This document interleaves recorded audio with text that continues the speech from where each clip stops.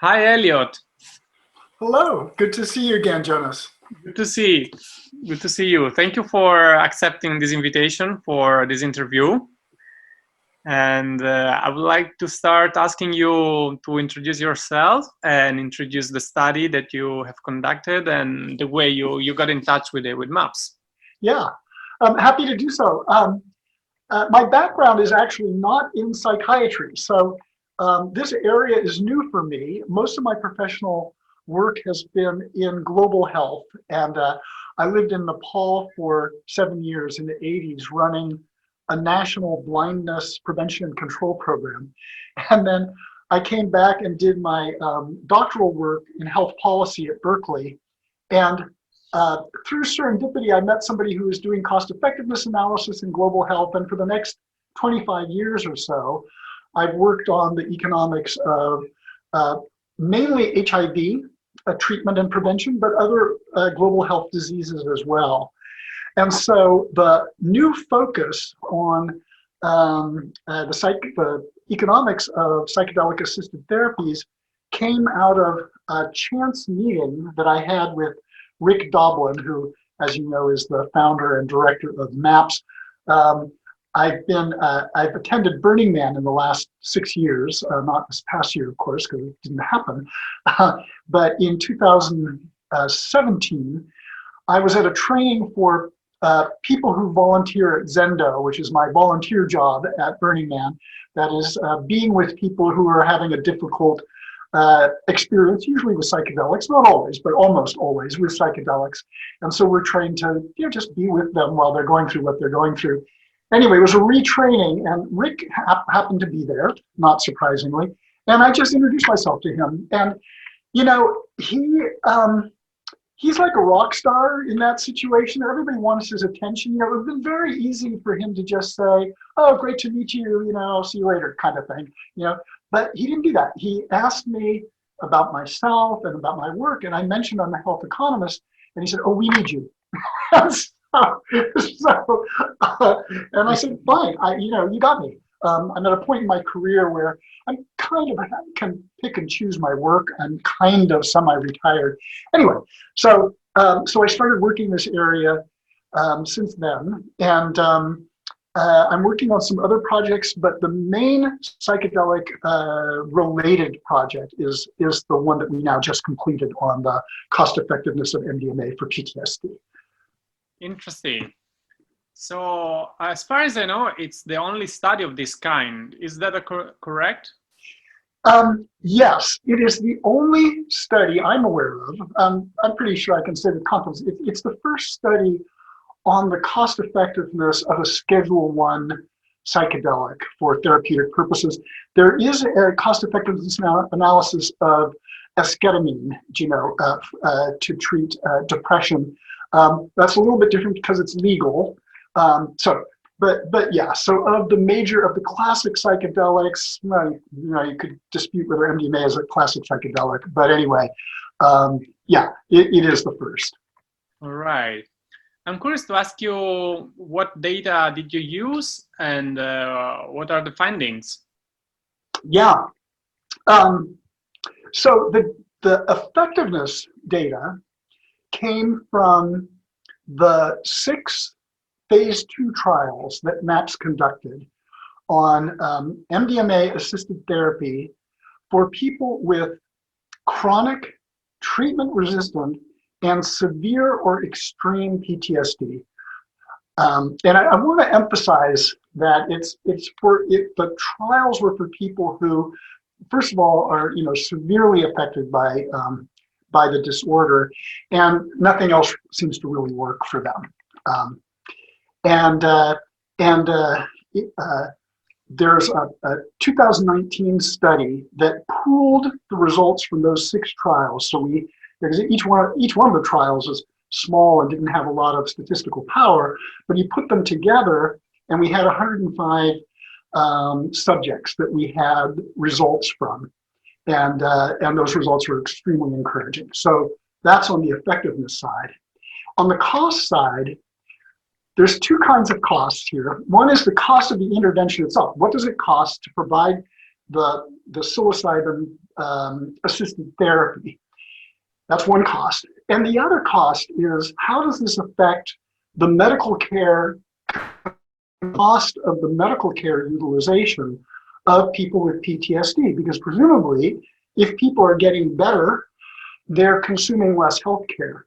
And so there's a possibility that the intervention saves money. The intervention itself costs about $7,600 US,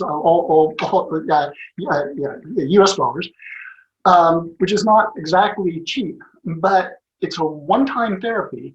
And if you're diminishing the cost of a lifetime of both psychiatric and non-psychiatric healthcare utilization, there's a potential to save money. And I want to emphasize, we looked at all costs, not just the psychiatric costs, because PTSD is associated with chronic and expensive healthcare conditions, cardiac conditions and diabetes and so on. So so the cost, the estimates of the cost of the intervention, I'm now returning to the intervention, comes from just, we took what we call in the business a micro-costing approach, which just means that we identify every input, so X number of hours of the therapist's time, and for the pre-sessions, and then Y number of hours for therapists during the active MDMA sessions, and then the post, like just detailing every single thing, and then estimating the cost of those inputs based on what does therapy cost now, what does Medicare. It was all US oriented, so you'll have to forgive me for that, but we did take data from the US. So in our country, what does it cost an hour of therapy? What does Medicare reimburse? What does the Veterans Administration reimburse? What do private health insurance companies reimburse? And so we took estimates of those costs from 8 different cities in the United States and took an average. Okay. And so it's kind of like accounting. That part is intellectually, frankly, it's not that interesting, but it's vital to get it right. So we added all of that up, and as I mentioned, it's about $7,600. And then the healthcare cost comes from the published literature on what is spent per year on people who have severe PTSD, extreme PTSD, and then milder cases. And as you would expect, the more severe, the more is spent. So that's where the data come from. Oh, and one other thing. So that's all on the cost side. On the effectiveness side, in my business, there's a term we use called utility, which is, it's really just a measure of well-being. And by convention, if you're dead, your utility is 0. And if you're in basically normal health or perfect health, your utility is 1. And everything else is a number in between. And I'm not going to go into details too much for this conversation, where those numbers come from, but there's methods for eliciting what the utility for different health states is. And so there's estimates of what the utility is for extreme PTSD, severe, mild, moderate PTSD. And so with the effectiveness of the intervention is in moving people from more severe to less severe categories of the disease, and having and getting the benefit of that increased well-being that's associated with those less severe disease states. So those are some sort of basic kind of ingredients that go into it. That's very interesting. So as far as I understand, this kind of information is very useful for insurance company. That's correct?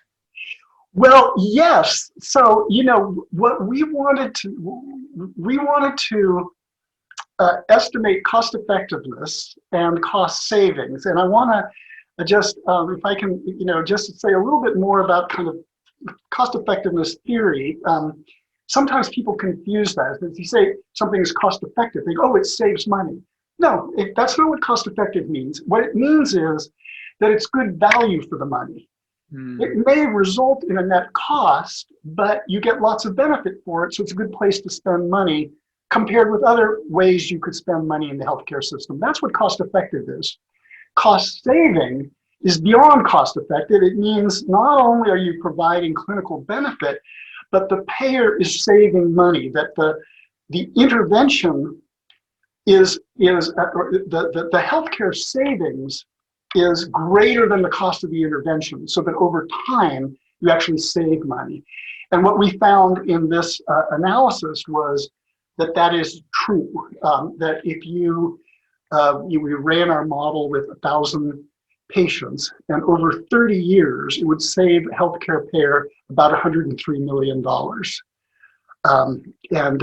So to circle back to your question, we are hoping that this paper gets the attention of people who are managing private insurance companies, the Veterans Administration. You know, in the United States, we have such a complicated system, and there's so many payers.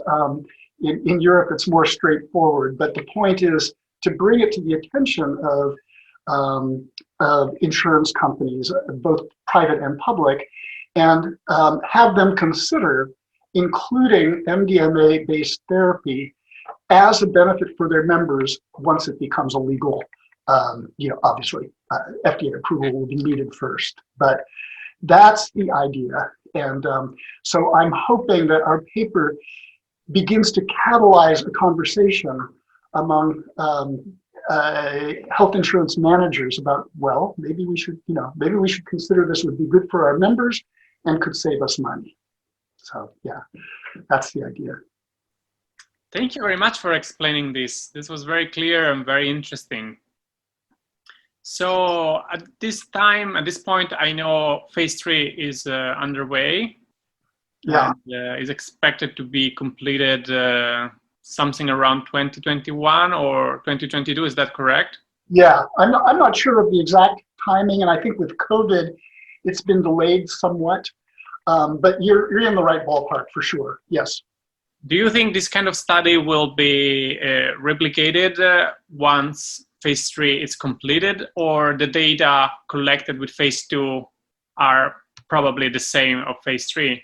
Yeah, so the preliminary data from phase 3 suggests that that the phase 3 results will confirm the very favorable phase 2 results. Maybe even better, we don't know, but it's looking good.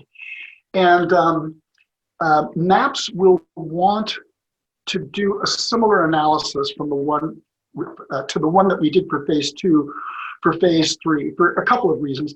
First of all, phase 3, I mean, it's phase 3, it's the most definitive. And I was actually a little bit concerned that journals might not be that interested in this paper because it's just phase 2. But really, that's a kind of prejudice because we pooled data from 6 trials. So in effect, it was a large trial. Anyway, I'm digressing a little bit. But, you know, the phase 3 trials are the most definitive.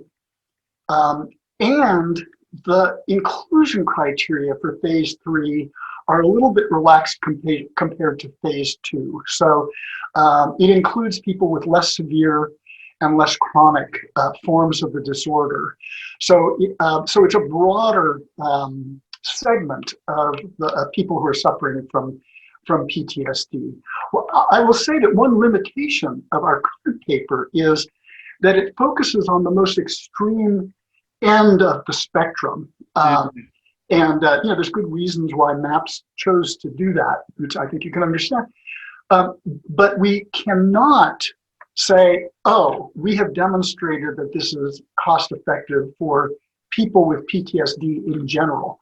It may be, but we haven't demonstrated that yet. You know, we're confined. Yeah. So the phase 2 studies were confined to the more severe forms of the disease. Yeah. Well, thank you for pointing that out. I'm curious to ask you, was it easy to find a journal interested in publishing? Did you submit the study to different journals? How was the process? Yeah, we aimed high. We started with, I think we started with JAMA, the Journal of the American Medical Association, and they turned us down instantly. and then Lancet turned us down, and then said, but we sent it to Lancet Psychiatry. the point is that 3 or 4 journals, I think it was 4 journals, turned us down at the editorial level.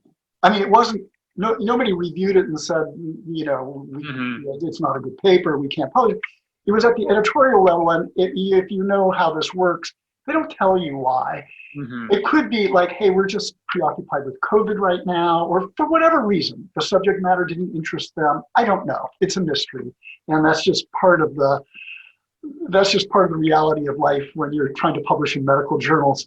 And so I think PLOS One was the 4th journal. Fortunately, we were turned down very fast, usually within 24 hours. They would say we can't use it. Time. Yeah, so it didn't cause too much delay. Yeah. Interesting. And I'm curious to ask you, what has been your collaboration with the other authors of the study? Yeah, so I had 3 co-authors. The second author is a dear friend and longtime collaborator of mine, James G. Kahn at University of California, San Francisco. And he's the one who introduced me to cost effectiveness analysis. So I mentioned I was in Nepal. I came back, I did my doctoral degree, and I was looking for a job, and I won't go into too much detail here, but anyway, I ran into him and we just kind of hit it off. And he had a little bit of money for a little project it was evaluating a very small HIV project in Los Angeles. And so we did that, and one thing led to another, and 25 years later, we're still working together, both on global health projects. And then I brought him into the psychedelic science because he was intrigued, could see this is like new ground. And so it was wonderful to have a longtime friend and collaborator. And then the other 2 authors are from MAPS, including Rick Doblin, who of course we know who he is, and Vera has been working with me on my MAPS related work from the beginning. So she's another co-author. So I think it was appropriate to have the MAPS people. I will say that Jim and I work pro bono. We just wanted to do this, and we're at a time in our lives where we could do that. And it has the added value of, it's no perceived conflict of interest. Yeah. Makes sense. So imagining, for example, in the future, an insurance company wanting to analyze or replicate the study, is this something that there are consulting agencies specialized in this kind of studies that there are analyze the data and come to their own conclusions? Yeah, absolutely. So anybody can look at the, let's see, how to say this accurately. People can get the effectiveness data from MAPS. They have to apply for it. And, you have to be a bona fide researcher. And so there's various conditions, but basically it's part of MAPS's policy to make the data available to people who are serious and well-qualified researchers. So that's one part of it. And then on the cost side, the costs come from the published literature, which is well referenced. So it's pretty transparent, how we did things. Other researchers can duplicate our efforts. And then, if things are moving fast, so the phase 3 results will be released soon. And I think it would be more interesting to analyze the phase 3 data than to recapitulate the phase 2, but whatever. I mean, it's there's enough money and frankly, sort of risk, I suppose, associated with if an insurance company provides a psychedelic-based therapy. There is, let's face it, there's some residual stigma attached to it, and they want to know that it's safe and effective, and they should be concerned about that. But right. Again, the evidence is, I mean, it just keeps piling up on both safety and effectiveness. It's just hard to ignore how encouraging it is at this point. Absolutely. Yeah. So let's imagine best case scenario in 10 years. Do you think insurance company could include this kind of treatment? I do. I mean, there is so much interest in it and so much demand. And there's also support from sort of unexpected quarters. So, you know, you would think that people on the political left, let's say, might be more interested in this because psychedelics have their root in the counterculture in the United States. I'm speaking about the United States here, and that more conservative people might be put off by it, and that may be true very broadly, but quite a bit of funding for psychedelic research has come from very conservative groups, but who also have a libertarian orientation, and who are patriotic. They want to do something for veterans who are, you know, suffering in very large numbers from this. So what I'm saying here is there's sort of a confluence of interests coming from different directions, and then, you know, if you're running an insurance company and you see an opportunity to provide a good treatment and save money, the logic could be pretty compelling. Yeah. So, yeah, no, I am optimistic. I mean, I think this is where things are going, and it'll take some time, but we'll get there. Yeah. And I'm curious to ask you something about what could be a situation in Europe in the future. So let's imagine 5-10 years from now, MDMA, psychedelic therapy, it's approved also in Europe. As you know, the healthcare system in Europe, it's a little bit different. The insurance company are less involved than here. So do you think that could be more difficult in Europe to integrate, like, could this study be helpful also for public authorities in terms of saving money, in this case from the state? Yeah. Well, I have less knowledge of the healthcare systems in the various European countries, except the general knowledge that your system is relatively sane compared with our just fractured, crazy system. And I do know that some European countries, I know this is true of the UK, the equivalent, so the European Medical Agency, actually, they take cost effectiveness into account. They won't approve a new intervention unless it's cost effective. You're probably aware of that.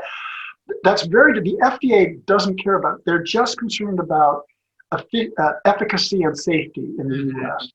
But the European Medical Agency does the need to demonstrate good value for the money.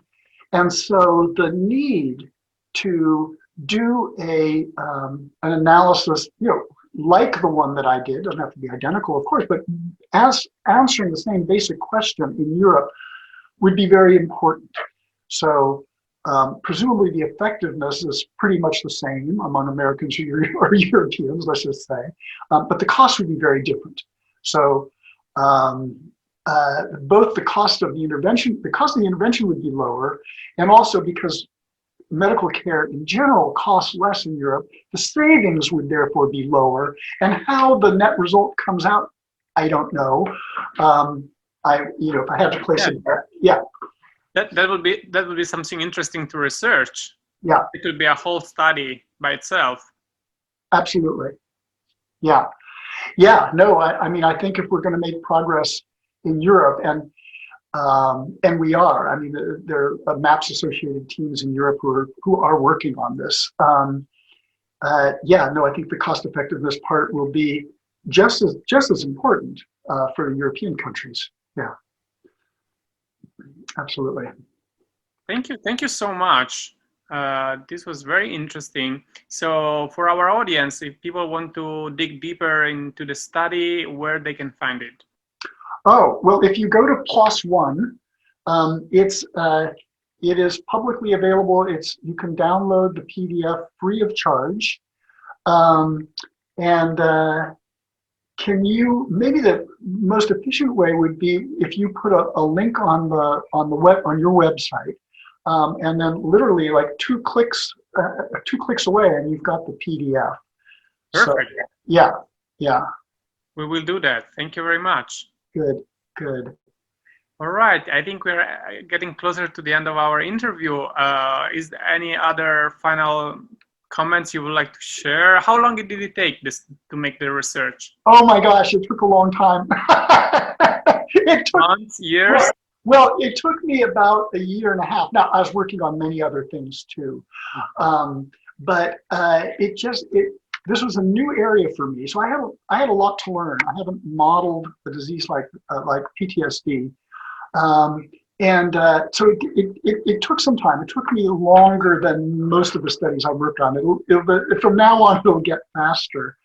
No, it was an effort. I think I would like to say I've published, I don't know, something like 70 peer-reviewed cost-effectiveness analyses, something like that. This is the most robust findings I've ever been involved in creating. That is to say, the model has a lot of uncertainty in it. All cost-effectiveness analyses do. There's uncertainty about the effectiveness, there's uncertainty about the cost, various sources of uncertainty. It doesn't matter. You can throw anything at this analysis and it won't change the qualitative result, which is to say, this is highly cost-effective and almost certainly cost-saving.